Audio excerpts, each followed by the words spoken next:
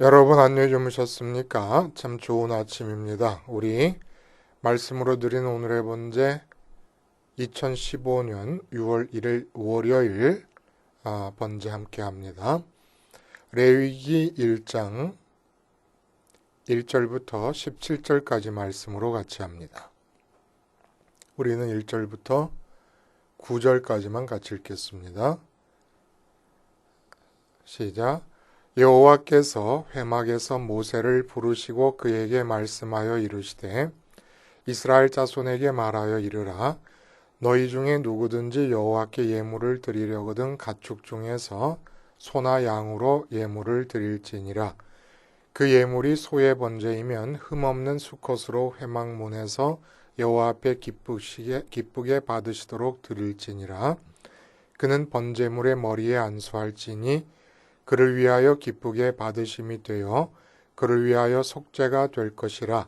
그는 여호와 앞에서 그 수송아지를 잡을 것이요 아론의 자손 제사장들은 그 피를 가져다가 회막문 앞 제단 사방에 뿌릴 것이며 그는 또 그 번제물의 가죽을 벗기고 각을 뜰 것이요 제사장 아론의 자손들은 제단 위에 불을 붙이고 불 위에 나무를 버려놓고 아론의 자손 제사장들은 그 뜬 각과 머리와 기름을 제단 위에 불 위에 있는 나무에 버려놓을 것이며 그 내장과 정강이를 물로 씻을 것이요 제사장은 그 전부를 제단 위에서 불살라 번제를 드릴지니 이는 화제라 여호와께 향기로운 냄새니라.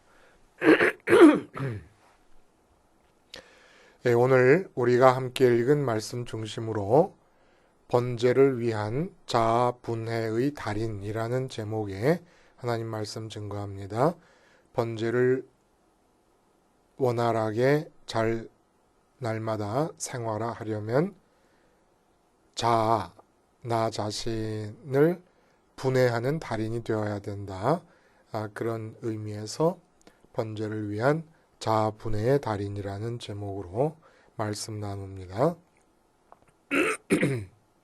여러분 오래전에 이제 박정희 대통령 시절에 유경수 여사가 청와대 뒤뜰에 불상을 만들어 놓고 섬긴다라고 하는 말이 있었지 않습니까? 근데 이제 그 뒤로 김영삼 대통령이 이제 그 청와대에 가시게 됐을 때 그분이 그때 그 만들어진 그 불상을 그냥 그대로 놔두고 묵인했다라고 하는 얘기가 나왔어요. 그게 뭐 사실 여부를 알 수가 없는데 하여간 그런 얘기가 나와가지고 이제 교회에서는 참 많이 붕괴를 하지 않았습니까? 왜냐하면 그분이 장로님 신분이셨으니까 어떻게 장로님으로서 그 청와대 뒤뜰의 불상을 그대로 놔둘 수가 있겠는가. 그런 얘기 때문에 많은 기독교인들이 마음을 상해했던 것이 기억이 납니다. 이 참 청와대 뒤뜰에 불상이 있다는 것도 기분이 나빠요. 그러나 이제 유경수 여사가 그랬다는 건 백보 아니 천보 만보 뭐 10만보 양보해서 종교의 자유가 허용되고 있는 이 세상에서 그분의 종교심의 발로였다 이렇게 표현할 수 있겠습니다. 그래 받아들인다고 하면은 뭐 그럴 수도 있겠다 싶은 생각이 들고 또 설악산에 가보면 케이블카를 타는 데를 좀 지나서 가면 뭐 어마어마하게 큰 불상이 또 이렇게 덕하니 앉아 있지 않습니까? 참 그런 걸 보면은 마음이 상해요. 근데 이런 정도까지는 거꾸로 생각할 수가 있어요. 왜냐하면 불교가 이 땅에 먼저 들어왔는데 오히려 우리가 그 불교가 점령하고 있던 아니면 다른 토속 종교가 점령하고 있던 대한민국이라고 하는 영역을 기독교로 잠식해 들어간 것이라고 볼 수도 있으니까 그런 면에서 불상이 도처에 보이는 것을 이해할 수는 있어요. 그런데 만약에 여러분이 출석하고 계시는 예배당 안에 강대상에 불상이 떡하니 들어와 있다. 이렇게 생각하면 어떠십니까? 그리고 교회마다 강대상 옆쪽으로 이제 교인들이 앉는 입장에서 보면 전면에 그 해의 표라든지 또 특별한 행사가 있으면 행사를 알리는 플래카드를 갖다 걸지 않습니까? 그 플래카드에 거는데 플래카드에 삼신할머니라든지 산신령이라든지 아니면 사천왕상 같은 것이 그려져 가지고 교회 안에 걸려 있다. 이 마음에 토가 나오잖아요. 그렇죠? 이 더러운 거예요. 마치 그 안티오쿠스 에피파네스 고대 그리스 왕이 이 유대를 점령했을 때 유대 성전을 모독하기 위해서 돼지 피를 가지고 성전 벽에 바르고 했던 그랬을 때 유대인들이 느끼는 느낌, 이거 얼마든지 느낄 수 있거든요. 그러니까 이런 교회 예배당 안에 불상이 서 있고 사천왕상이 서 있다. 이때 갖는 이 느낌이 지금 이 땅에 살고 있는 우리 인간들을 향해서 하늘에 계신 하나님과 주님, 그리고 그 하나님과 주님을 보좌하고 계시는 천사들이 똑같이 그런 토할 수밖에 없는 느낌을 받고 우리를 쳐다보고 계신다는 겁니다. 이게 어떤 상황이 그런 겁니까? 어떻게 예배당의 강대상에 사천왕상이나 불상이나 뭐 토속신앙이 말하는 그런 삼신할머니 같은 그런 그림들이 그 앞에 있을 수가 있겠습니까? 그건 뭐 도저히 용납이 안 되지 않습니까? 근데 우리의 마음의 지성소에 예를 들어 내가 내 자식을 들여놨다. 이게 어떤 상태냐 하면 예배당 안에 불상이 들어와 서 있는 것과 마찬가지로 하늘에 계신 하나님과 주님 그리고 천사들이 볼 때는 마찬가지 일이라는 얘기입니다. 똑같은 일이라는 거예요. 그러니까 내 마음의 지성소는 왜 지성소? 지극히 성스러운 곳이다. 왜 그렇게 얘기를 할 수 있는 것입니까? 오직 하늘에 계신 하나님만이 들어와서 자리를 잡으셔야 될 장소로 만들어진 곳이기 때문에 예배당 강대상은 말씀을 전하시는 목사님이 올라서거나 기도하시는 분들이 하나님께 마음을 다해 기도하기 위해서 올라가는 곳인데 그곳에 불상이 들어왔고 이 꼴이 말이 되겠습니까? 근데 이게 똑같은 아니 그보다 더한 거라는 거예요. 내 마음 안에 내 자식이 들어왔다. 내 마음 안에 나라가 들어왔다. 내 마음 안에 내 사업이 들어와 있다. 마음의 지성소에. 이건 용납이 안 된다는 겁니다.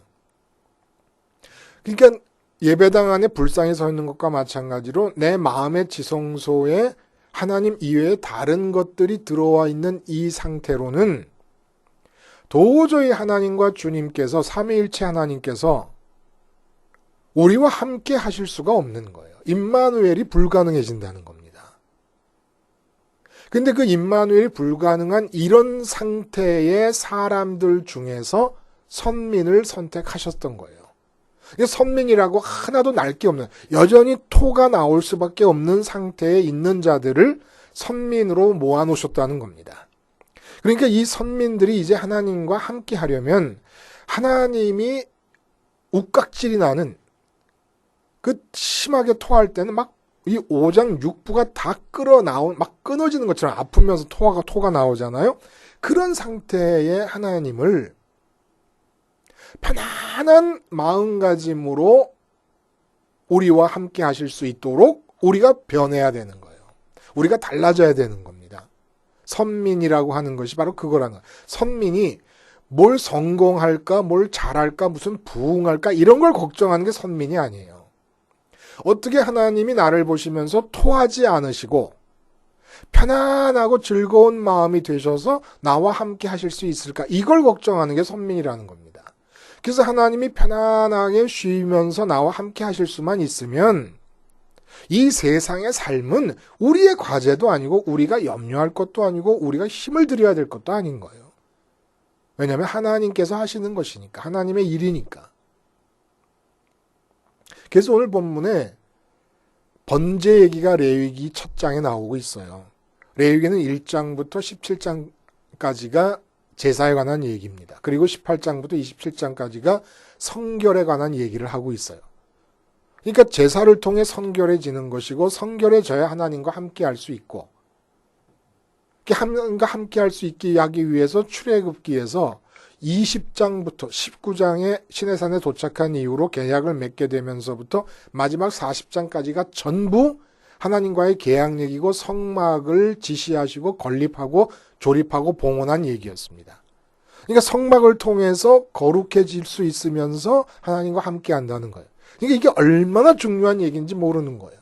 결국은 첫 번째 제사에 관한 얘기 중에 번제가 나오는데 결국은 신앙인이 뭐고 선민이 누구냐? 번제의 달인이에요. 번제의 달인. 날마다 번제를 드려. 사업의 달인, 돈 벌기의 달인도 아니고 무슨 달리기의 달인, 건강의 달인도 아니고 자식 키우기 달인도 아니고 아버지 노릇의 달인도 아니고 직장인의 무슨 뭐 달인도 아니고 선민은 번제의 달인들입니다. 하나님과 함께하는 것이 유일한 목적이고 그래서 그 제사가 소로 드리는 제사, 염소나 양으로 드리는 제사, 또 가난한 사람은 비둘기로 드리는 제사에 대한 얘기가 나오는데 이 번제가 다 세 가지로 드릴 때마다 하나님께 드리는 향기로운 냄새다라는 얘기가 나와요. 향기롭다라고 하는 얘기가 뭐냐면 하나님의 마음을 쉬게 한다 이런 뜻이에요. 향기로우니 쉴 수 있다, 휴식한다 이런 뜻입니다. 그러니까 하나님이 나를 보시고 막 격정적으로 토해야 되는 상황이 중단되고 하나님이 나를 보시면서도 편안하게 나와 함께 하실 수 있고 나에게 접근하실 수 있는 그런 사람이 된다는 얘기입니다. 하나님을 쉬게 해드릴 수 있는 게 번제예요. 번제. 하나님 마음. 하나님이 나를 향해 토하고 싶은 마음이 안 생기게 하는 게 번제라는 겁니다. 그래서 하나님이 나를 향해 토할 마음이 없어져서 함께 하시기만 하면 이 세상의 문제는 정말 시인의 구절처럼 구름에 달 가듯이 스무스하게 흘러가는 거예요. 그 스무스 속에 박해도 있고 순교도 있어요. 그러나 스테반이 순교할 때처럼 하늘이 열리고 하늘을 보면서 얼굴이 천사의 얼굴처럼 광채가 나지 않습니까? 그 스무스하게 넘어가는 거예요. 순교조차 스무스할 수 있는 삶. 그게 무슨 걱정을 하며 살겠습니까? 돌에 맞아 죽는 순간조차도 마음에는 평강이 유지되고 스무스하게 구름에 달 가듯이 지나갈 수 있으니까. 이런 삶을 살라고 우리에게 허락하신 것이 복음 사건 아닙니까? 번제의 달인이라는 건 십자가 생활화의 달인을 말하는 겁니다. 근데 오늘 본문을 보니까 번제의 달인이 되기 위해서는 반드시 먼저 이루어야 될 달인 단계가 있어요. 그게 뭐냐면 자분해의 달인이 돼야 된다는 겁니다. 자가 분해될 수 없으면 내가 나를 분해할 수 없으면 번제의 의미가 없는 거예요. 막연해지는 겁니다. 번제를 드려도 상당히 디테일하고 세밀하게 드려져서 번제로 약속된 축복을 받아 누리기에는 많은 점이 부족하다는 겁니다. 자, 분해의 달인이라는 게 도대체 무슨 말이냐? 오늘 본문에 보면은 번제를 드리는 과정이 크게 세 가지로 나눠요. 세 가지로 나눈다는 게 아니라 분해가 세 가지로 돼요. 번제를 드리는 제물이 먼저 안수를 합니다. 안수를 한다는 것은 나의 이 죄적인 자아가 그대로 다 통째로 이 희생 제물의 소나 양 안으로 들어가 버린다는 거예요. 옮겨진다는 겁니다. 근데 나의 자아가 들어가 버린 그 희생 제물을 분해를 합니다. 여기서 분해의 달인이 돼야 된다는 겁니다. 먼저 죽여서 피를 뽑아서 피를 번제단 사면으로 뿌려놓습니다. 그리고 가죽을 벗긴다 그래요. 가죽을. 소건 양이건. 비둘기는 뭐 가죽을 벗길 수도 없으니까. 소건 양이건 가죽을 벗긴다 그래요. 그 다음에 각을 뜬다 그래요. 각이라고 하는 건 온 몸을 부분 다 절단하는 겁니다. 토막을 내서 절단을 한다는 겁니다. 희생제물을. 그러니까 세 가지로 분해를 하는 거죠. 피로 분해를 하고, 껍질, 가죽으로 분해를 하고, 그 다음에 머리와 몸통 부분은 다 조각을 내가지고 그래서 올려놓는 거예요. 그 다음에 내장 같은 거 씻어갖고 이건 다 몸통에 속하는 거라고 치면은, 그러면 이 피와 가죽과 이 몸통, 이게 무엇을 말하는 것일까요? 그래서 다 살라버리는 거예요. 남김없이 다 살라버립니다. 근데 가죽만은 태우질 않습니다. 여기 깊은 의미가 있는 거예요. 먼저 피라는 것은 우리가 생명을 상징한다는 걸 다 알고 있습니다. 근데 피를 흘려내요. 피를 바깥으로 뽑아냅니다. 이게 뭡니까? 우리 인격의 구성을 떠올리면 돼요. 그게 뭐라 그랬죠? 성막의 구성이 우리 마음의 구조입니다. 지성소와 성소로 되어 있는 거예요. 지성소에는 마음의 첫 번째 사랑의 대상이 들어와 있게 됩니다. 근데 원래 하나님이 들어와 계셔야 되는 장소이기 때문에 지성소예요. 지극히 성스러운 곳이에요. 왜 지극히 성스럽습니까? 하나님이 들어와 계셔야 되는 장소니까. 근데 그 하나님이 들어와야 되는 그 장소에 내 아들이 들어오고 내 딸이 들어와 있다. 이건 뭐 참을 수 없는 더러움이 발생하는 겁니다. 근데 이 지성소에 들어와 있는 이 상태, 무엇인가가 들어와 있는 이 상태, 그 지성소에 들어와 있는 이것이 뭡니까? 생명이에요, 생명. 생명이 뭐예요? 나를 살게 하는 힘입니다. 내가 지금 왜 움직이고 있고, 내가 지금 왜 생각하고 있고, 왜 걱정하고 염려하고 있는가? 내가 지금 무엇으로 기쁘기 위해서 이렇게 노심초사 불철주야하고 뛰어가고 있는가? 근데 지성소, 마음의 지성소 안에 들여놓은 그것 때문에 그런 거거든요. 자식을 위해서, 아니면 가정을 위해서, 아니면 나라를 위해서, 무엇이든지 간에. 그 생명이에요. 근데 번제를 드린다는 것은 지금 내 마음 안에 무엇이 생명으로 들어와서 나를 움직이게 하고 있는가. 그러니까 우리가 지정의의 전인적 인격체라 그러는데 지성과 감정과 의지 이 모든 것들이 다 지성소 안에 들여놓은 이 생명과 직결되는 겁니다. 생명으로부터 생각하고 생명으로부터 감정을 갖고 느끼고 생명으로부터 의지와 결단을 하며 살아가는 거예요. 그것과 연관된 것들에서만. 그러니까 죄가 뭐냐면 지성소 안에 하나님 이외에 다른 것을 들여놓은 게 죄인데 다른 것을 들여놓은 채로 생각하고 다른 것을 들여놓은 그것과 연관해서 희로애락이 나타나고 다른 것을 들여놓은 그것으로부터 우리의 결단과 의지가 나타나고 있으니까 결단과 의지와 생각, 감정 이 모든 것들이 어느 것 하나 죄악이 아닌 게 하나도 없다는 겁니다. 그래서 이렇게 분해를 해내는 거예요. 그래서 피를 뿌린다는 것은 제일 먼저 내 마음의 지성소 안에 하나님 말고 다른 것이 들어와 있는 걸 깨닫고 그 마음 안에 다른 것이 빠져나와야 된다는 걸 뜻하는 겁니다. 그러니까 주님께서 십자가에서 옆구리를 창에 찔리셔가지고 피를 다 쏟아내셨다는 얘기는 우리를 대신하신 거 아닙니까? 우리의 죄악된 모습을. 그러니까 우리 마음 속에 하나님 말고 다른 것이 들어오는 그 상태에서 그 들어온 그것들이 다 빠져나가야 된다는 걸 뜻하는 겁니다.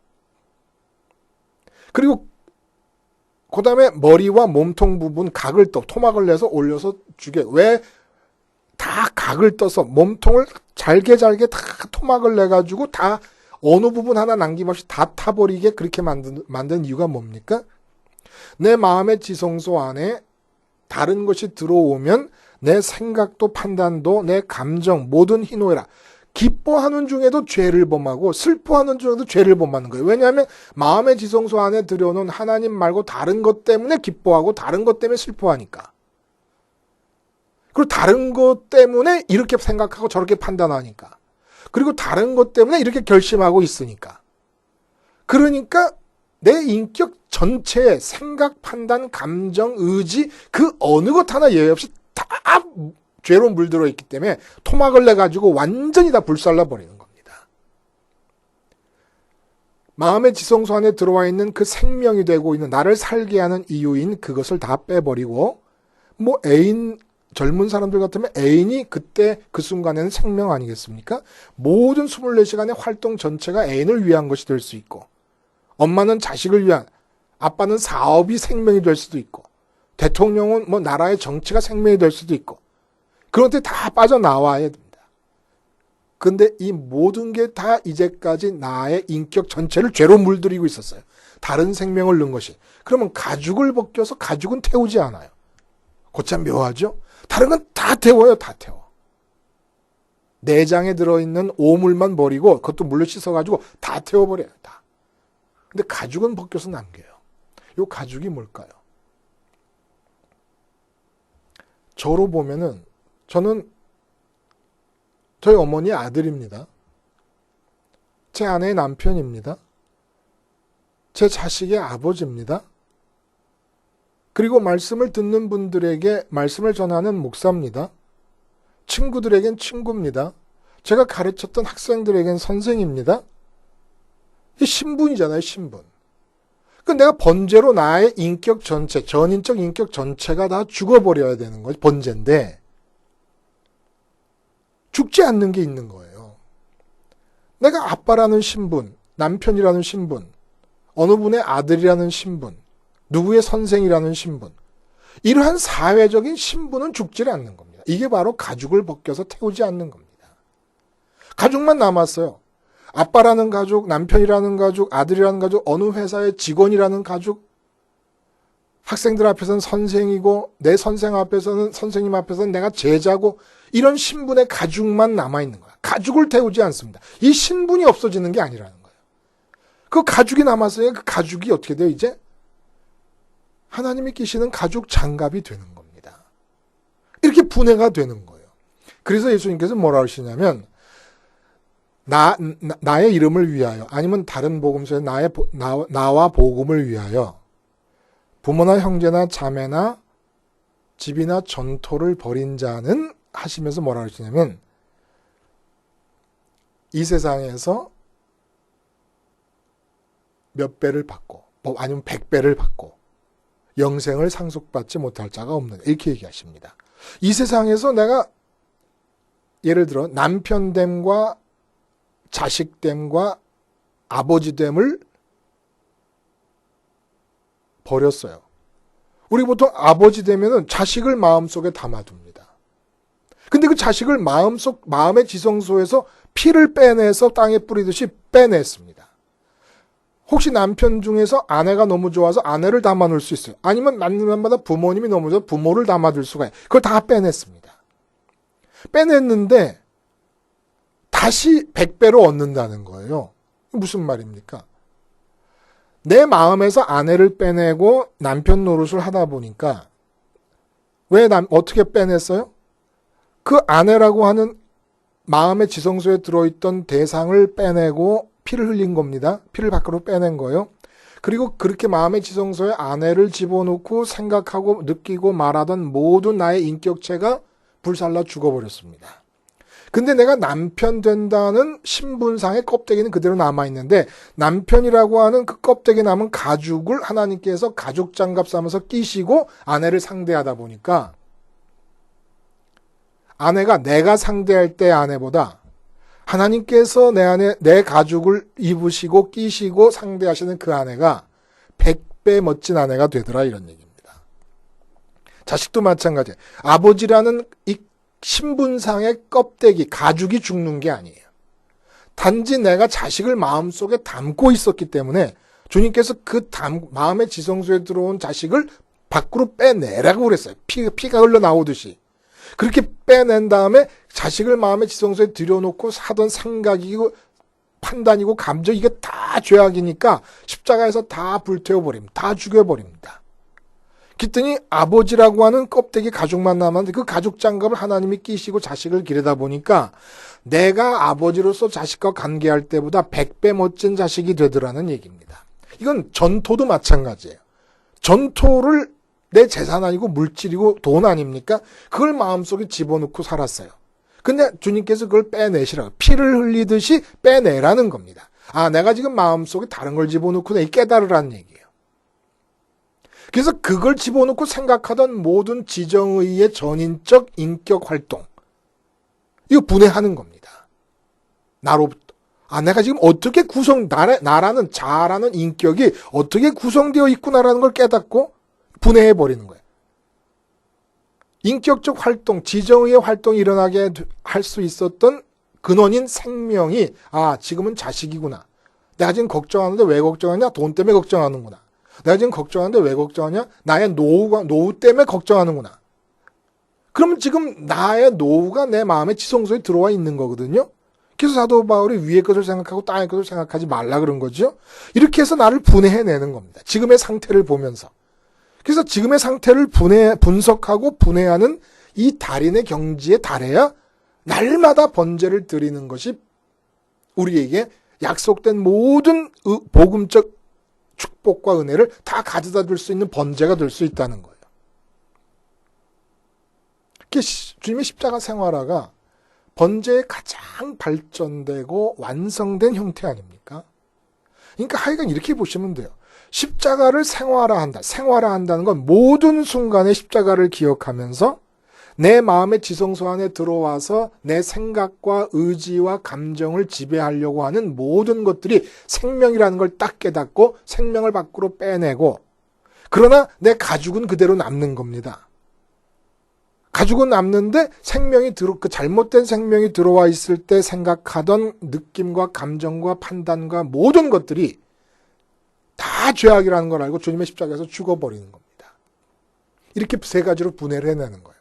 피, 생명, 그리고 가죽, 나의 사회적 신분, 그 잘못된 생명이 들어와 있을 때 했던 지정의의 모든 인격적 활동, 그리고 또 그렇게 생각하고 느끼고 결단하고 할 수밖에 없는 인격의 상태, 이 몸통이고 머리예요. 이 세 가지로 분해해서 불살라버리는 겁니다. 이렇게 되면 향기로운 냄새가 된다. 향기로운 냄새라 그러니까 좀 이상하지만 히브리어 원어 그대로 번역을 하자면 쉼을 주는 냄새, 휴식을 드리는 냄새. 하나님께서 우리의 우리가 번제로 타는, 잘못된 우리가 번제로 타는 그 냄새를 맡으시고 안심하신다는 겁니다. 이제 됐다. 이제는 좀 내가 이게 토할 수밖에 없는 이런 그 상태가 진정이 되는구나. 이렇게 느끼신다. 그게 하나님이 나를 보고 토하셔야 되겠습니까? 이게 토하심이 진정되는 냄새. 이게 바로 번제의 냄새라는 거예요. 그러니까 날마다 주님의 십자가 생활화를 통해 우린 살다 보면은 반드시 십자가를 잃어버리는 그 순간에는 마음의 지성소에 돈이 들어오고 자식이 들어옵니다. 내 건강이 들어와요. 그리고 생각하고 판단 안 해. 그럼 벌써부터 곁길로 가기 시작하고 잘못된 길로 빠져들어가기 시작하는 거예요. 그러면 하나님께서 토하기 시작합니다. 그러면 하나님께서 함께 하실 수가 없습니다. 그러면 내 인생에 그렇게 수고롭고 땀만 흘리고 아무것도 주어지는 게 없는 헛된 삶을 살게 되는 겁니다. 힘들게. 십자가를 잊어버리지 않고 생활하면서 분해하는 거예요. 나를 끊임없이. 내 마음의 지성소에 지금 뭐가 들어왔다. 그러니까 이 잘못된 생명을 빼내야 된다. 그리고 이 잘못된 생명으로 인해서 활동하고 있는 내 인격 전체가 불살라져야 된다. 부분 어느 것 하나 썩지 않은 부분이 없다.